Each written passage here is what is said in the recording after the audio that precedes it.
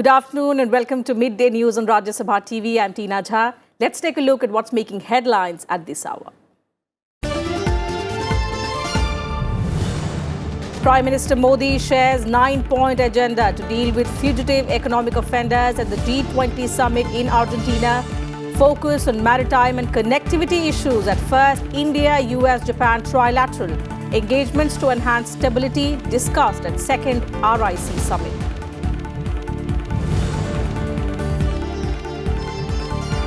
Campaigning picks up in Rajasthan in the last leg. Rahul Gandhi addresses public meeting in Udaipur, says development impossible without empowering women. BJP President Amit Shah campaigns in Jodhpur, says Congress dreaming of a comeback in the state.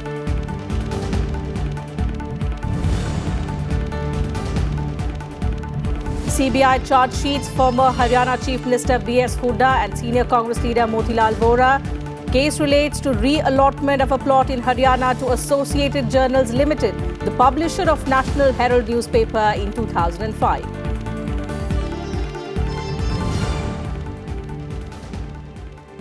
Former US President George Bush Sr. no more, the 41st president who spearheaded the US through the fall of the Soviet Union and Iraq war, passes away in Houston at the age of 94.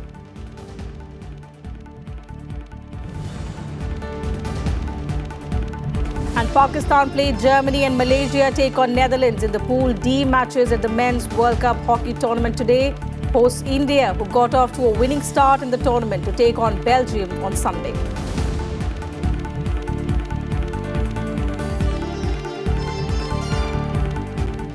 And first, all the news and updates from the G20 Summit in Argentina.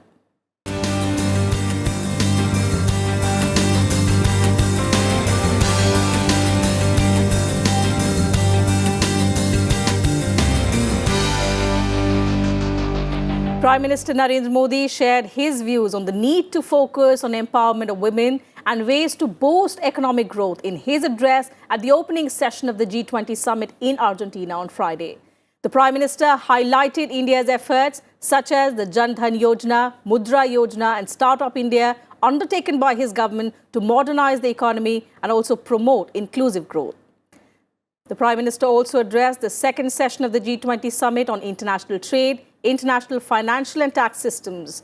India presented a 9-point agenda to comprehensively deal with fugitive economic offenders. India called for cooperation in legal processes to be enhanced and streamlined. It also called for joint efforts to form a mechanism that denies entry and safe havens to fugitive economic offenders. India suggested comprehensive exchange of information between the competent authorities and financial intelligence units. Besides, India also advocated for setting up of a common platform for sharing experiences and best practices. Well, it was a coming together of strategic partners at the first ever Japan-America-India trilateral meeting. Prime Minister Modi, US President Donald Trump and Japanese Prime Minister Shinzo Abe exchanged views on the Indo-Pacific, maritime and connectivity issues at the meet. India underscored its firm commitment to make the Indo-Pacific a region for shared economic growth. Ahead of the meeting, Prime Minister Modi said the partnership between the three countries will play a major role for world peace and prosperity, while US President Donald Trump said the ties with India are stronger than ever before.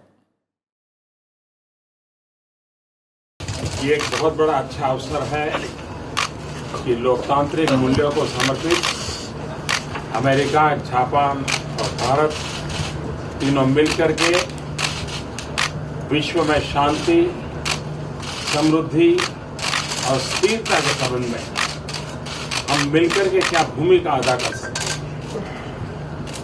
मेरे लिए खुशी की बात है कि दोनों देश हमारे स्ट्रेटेजिक पार्टनर रहे हैं, दोनों मेरे अच्छे मित्र रहे। इन तीनों के साथ हमारा मिलकर के काम करना अपने आप में एक सुहाना अवसर है।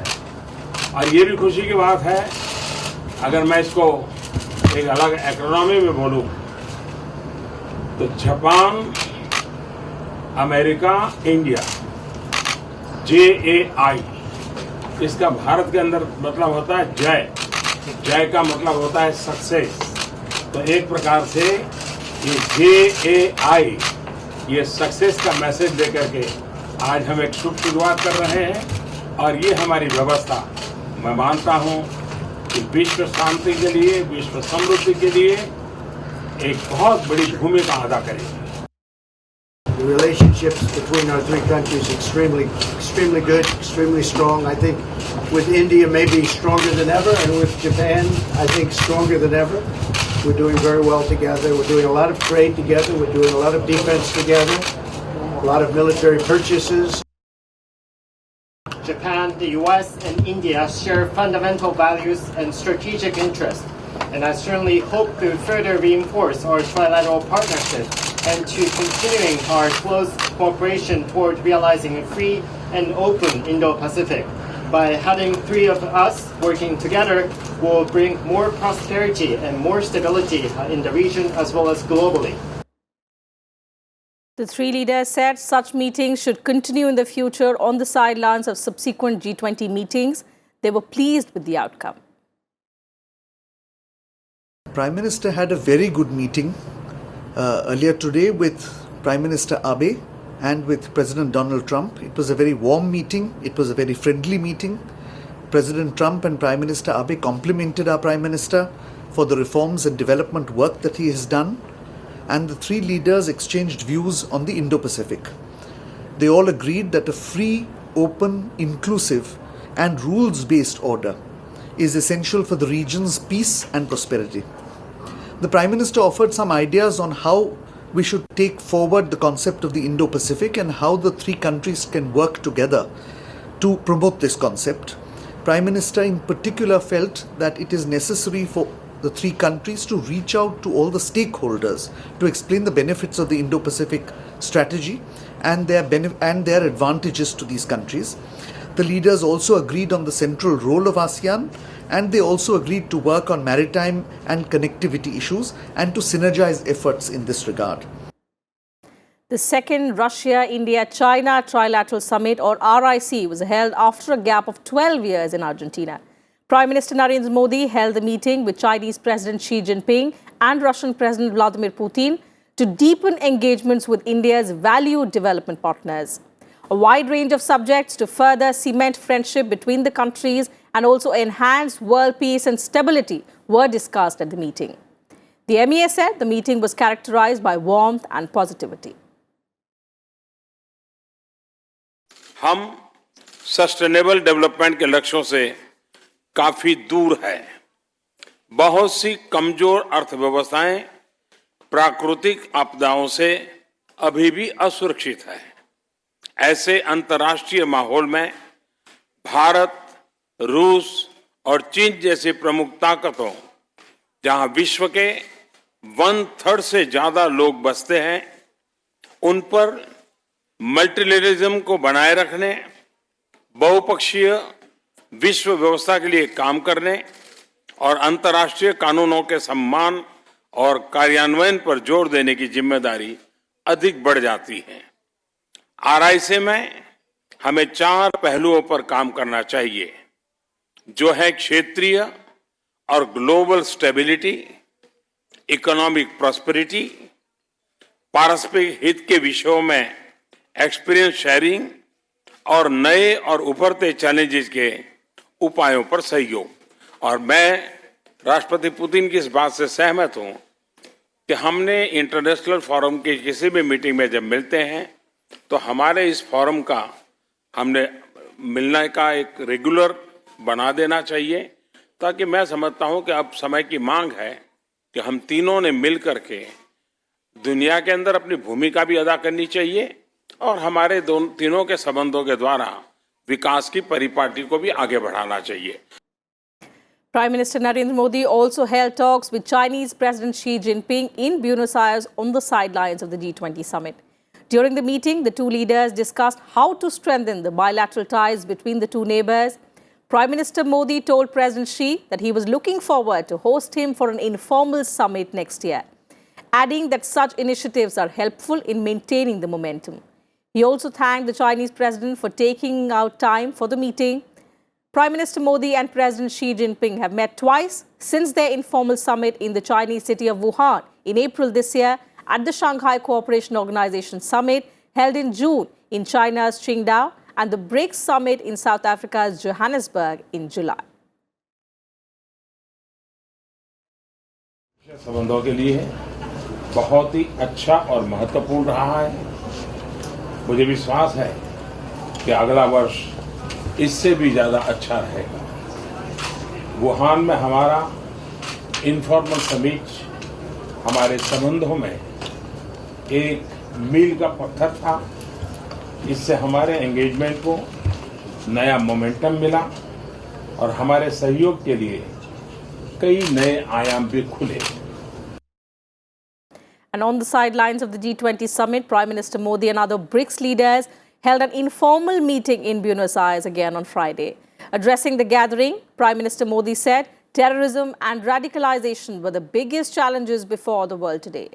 He asserted that people involved in financial crimes also pose a big threat and called on the world leaders to work together to curb out black money. The Prime Minister also added that the BRICS countries were ready to cooperate for a new industrial revolution. He noted that BRICS is an engine of global growth and the nations have to work together for the greater good. हम सभी इस बात पर सहमत हैं कि आज आतंकवाद और रेडिकलाइजेशन पूरी दुनिया के सामने सबसे बड़ी चुनौतियां हैं। यह न केवल शांति और सुरक्षा के लिए खतरा है, यह आर्थिक विकास के लिए भी एक चुनौती है। हमने सभी देशों से FATF मानकों के कार्यान्वयन का आग्रह किया है।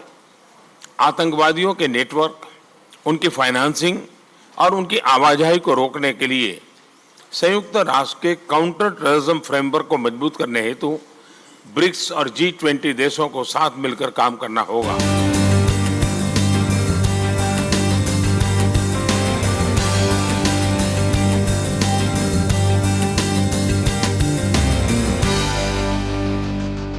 We'll slip into a very short break here, but news and updates will continue on the other side.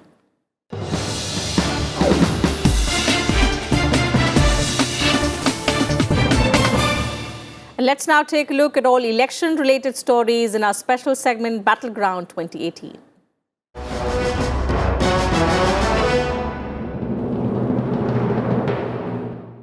Six days to go for voting in Rajasthan, and campaigning is in full swing in the state. BJP President Amit Shah addressed a rally in Jodhpur today. He said he is certain that his party will return to power under the leadership of Narendra Modi at the centre and Vasundhara Raje in the state, and that the Congress is dreaming about returning to power. Amit Shah has 3 events lined up in Barmer later in the day, where he is scheduled to address rallies, public meetings and a road show. Modi ji के नेतृत्व में देशभक्तों की टोली वाली Bharatiya Janata party है। और दूसरी ओर राहुल बाबा के नेतृत्व में ना नेता है, ना नीति है, ना सिद्धांत है। And after a 2-day campaign visit to Telangana, Rahul Gandhi campaigned in Rajasthan's Udaipur. He targeted the centre over the issue of NPAs of banks.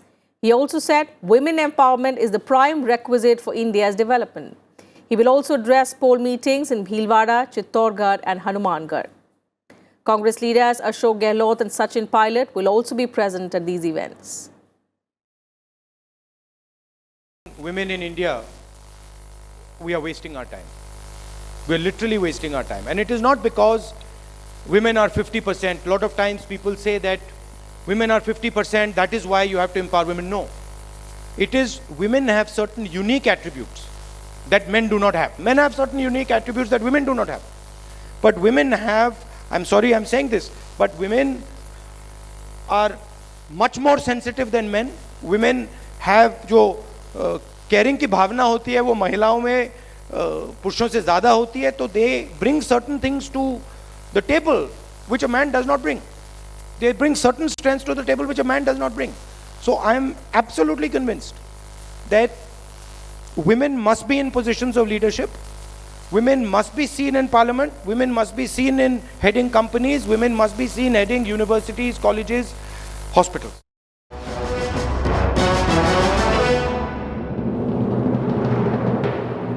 37 blocks from 18 districts of Jammu and Kashmir are voting in the 6th phase of Panchayat polls today. These include 21 blocks in 9 districts of Jammu region and 16 blocks in 9 districts of the Kashmir Valley. 7,156 candidates are in the fray for 406 Sarpanch and 2,277 Panch seats in this phase. 111 Sarpanch and 1,048 Panchs have been elected unopposed ahead of polling in this phase. The centre's flagship health scheme, Ayushmann Bharat, will be launched in Jammu and Kashmir today. Over 6 lakh families in the state will be covered under the scheme, with all family members, irrespective of age, pre-existing conditions, family size or gender, will be eligible for free treatment. Overall, the scheme will cover over 31 lakh individuals in the state. The insurance coverage under the scheme is 5 lakh rupees per family per year and will be funded on a 90:10 ratio basis by the central and state governments.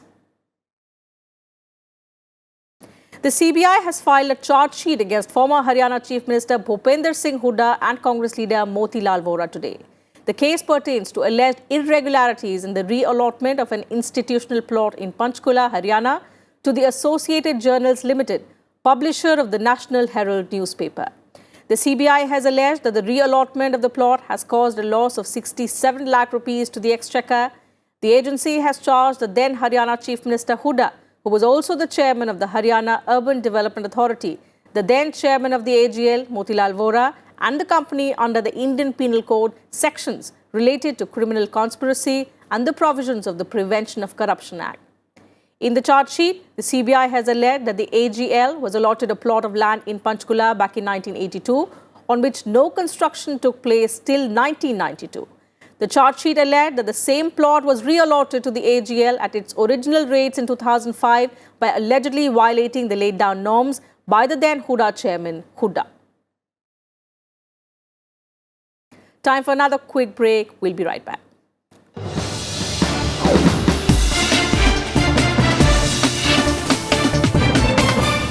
Thanks for staying with us. Vice President M. Venkaiah Naidu has mooted a national suicide prevention strategy. Inaugurating the 19th Annual Conference of Indian Association of Private Psychiatry at Hyderabad on Friday, the Vice President said he is disturbed by reports of youngsters, farmers and women committing suicide. Pitching for a national campaign, he said there is a need for collective efforts from all stakeholders. He also stressed that nobody has the right to ill-treat patients with mental illness. He said yoga, meditation and spiritualism will provide mental equilibrium and solace at times of depression. Doctor is treated next to God by the people. He has saved my life. He has shown me the path. Like that people, they may temporarily get attracted to actor, but it's just temporary, 3-hour cinema. But doctor is permanent, lifelong. They admire and adore doctors. That is the respect this profession has got. So people who are there in that profession, they should keep it in mind. And the Vice President has also called upon innovators to use technology for bringing about transformation and positive change in the lives of people. Addressing India's premier multidisciplinary conference, Inc. 2018 in Hyderabad on Friday, the Vice President said that the quest for excellence, for a better tomorrow, for a happy, harmonious world has been the driving force behind human progress over centuries. The Vice President urged young innovators and tech geniuses to play the role of catalysts in harnessing the power of technology to transform human lives. He also said India, with its knowledge and youth potential, is poised to make waves, and this is the moment to celebrate the power of human ingenuity. At the same time, he called for ensuring environmental sustainability and also keeping the planet green. The Vice President also suggested a rethink on the existing education system to promote innovative thinking right from the school age. And international developments now. Former US President George H.W. Bush has died at the age of 94. According to a statement by the family members, George Bush Sr. passed away on Friday evening. President Bush was suffering from Parkinson's disease that forced him to use a wheelchair in recent years, and he had been in and out of hospitals in recent months as his health declined. President Bush was the 41st US president between 1989 and 1993, after serving 2 terms as vice president to Ronald Reagan. Bush Sr. navigated the US through the turbulent but largely peaceful fall of the Soviet Union in 1989 and assembled an unprecedented coalition to defeat Iraqi strongman Saddam Hussein 2 years later. George W. Bush called his father a man of the highest character and the best father. US President Donald Trump condoled his passing away and said that his example lives on and will stir future Americans to pursue a greater cause. A powerful earthquake shook southern Alaska today morning.